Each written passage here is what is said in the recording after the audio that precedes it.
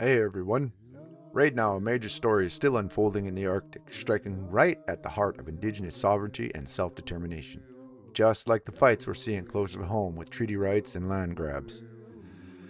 US President Donald Trump has doubled down on his push to acquire control of Greenland, the world's largest island, an autonomous territory within the Kingdom of Denmark, home to about 56,000 people, the vast majority Inuit, Kalalit. Kalalit. On January 17th, 2026, he posted on Truth Social announcing escalating tariffs on Denmark and 7 other NATO allies: Germany, France, the UK, Norway, Sweden, Finland, and the Netherlands. These start at 10% on February 1st and rise to 25% by June 1st, unless a deal is reached for the complete and total purchase of Greenland.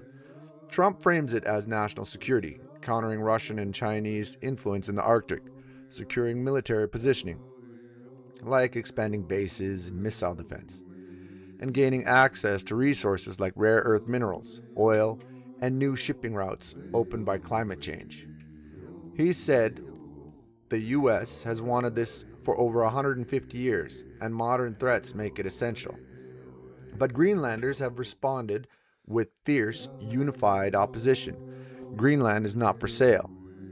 A powerful viral speech by a Greenlandic politician, shared widely, including in recent videos, lays it out clearly from an Inuit perspective.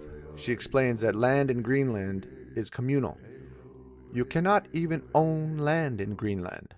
The land is for everyone, and so is the seas, like the riches that we have there. Greenlanders don't value cash, celebrity culture, or materialism the way Trump might assume. We don't really value cash and Kardashian lips and fake boobs and stuff like that very highly. Even massive offers wouldn't sway them. They won't give up free healthcare, free education, including grants, ties to Europe, or their path to sovereignty within the Kingdom of Denmark, which has a 400 plus year interconnected history. Many Greenlanders have Danish family ties. The politician stresses, we're a very sovereign people within the Kingdom of Denmark. We're autonomous right now. She draws direct parallels to colonialism. Everyone here knows about the Inuit in Alaska and all of the native tribes. Their land was taken from them, and they haven't been treated that well in America.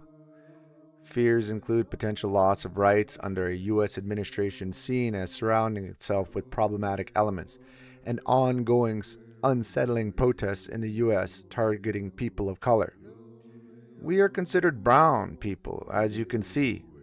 Leaders from the Inuit Circumpolar Council echo this strongly. There's no such thing as a better colonizer. Decisions can't be imposed from afar on indigenous peoples. Greenlanders want to decide their own future, including any path to full independence without pressure from a superpower. As one leader put it, persistent U.S. statements show how the administration views indigenous peoples and small nations. Polls show overwhelming rejection. Around 85 to 94% oppose U.S. control, with support in the single digits, and likely even lower now after the tariff threats. On January 17th, thousands marched in one of the biggest demonstrations in recent memory, in Nuuk, Greenland's capital. Crowds, including Prime Minister Jens Frederik Nielsen waving the Greenlandic flag, braved snow and ice to reach the U.S. consulate, chanting slogans, singing traditional Inuit songs, and holding signs like, "Greenland is not for sale," "No means no," and "Yankee go home." Solidarity protests happen in Copenhagen and other Danish cities, with organizers calling it a clear message of respect for Greenland's democracy and rights. As of today, January 19th, European leaders remain united in full solidarity with Denmark and Greenland, calling the tariff threats unacceptable, blackmail, and a risk to transatlantic relations and a dangerous downward spiral. The EU has held emergency meetings, and statements from leaders like Ursula von der Leyen, Keir Starmer, and others emphasize that only Denmark and Greenlanders decide Greenland's future. Markets have reacted with volatility, and there's talk of coordinated responses, but no deal or backing down from either side yet. This echoes the same patterns we've seen elsewhere. Powerful interests treating indigenous lands as assets to be bought or taken, ignoring self-determination, nation-to-nation relationships, and the lived history of colonialism. Greenlanders are standing firm, resilient like their people who hunker down through storms, ready to weather this for years if needed, until threats pass.